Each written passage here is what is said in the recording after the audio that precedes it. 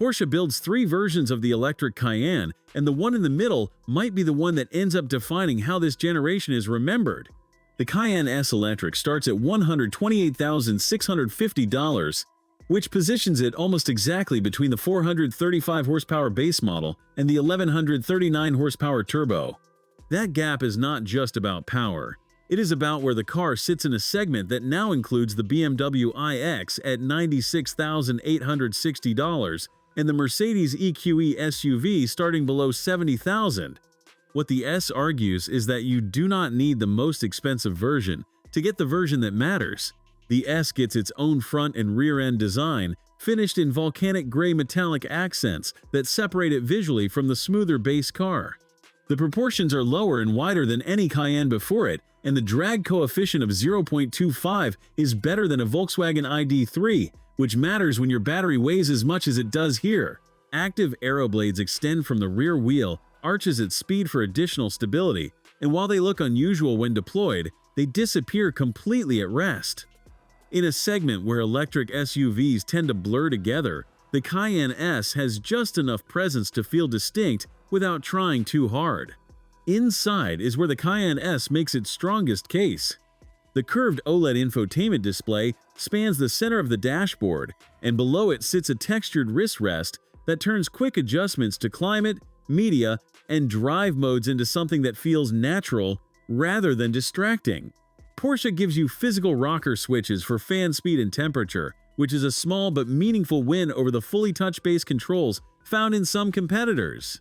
The materials across the dashboard and door panels are a clear step above what the Macan Electric offers, and the optional 18-way ventilated sports seats strike the right balance between long-distance comfort and lateral support.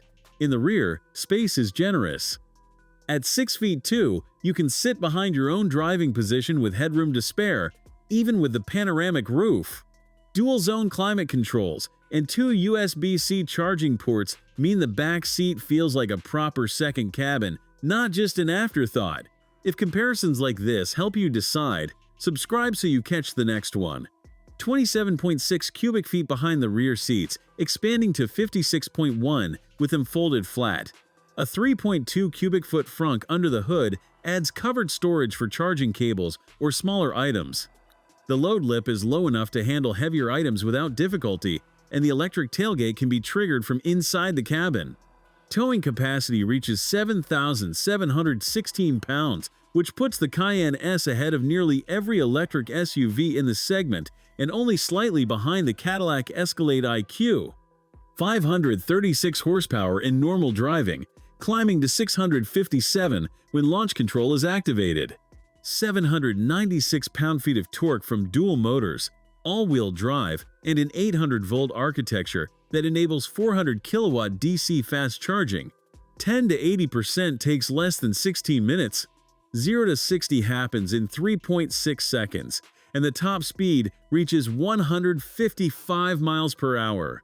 The 108 kilowatt-hour usable battery delivers an estimated 330 miles of EPA range.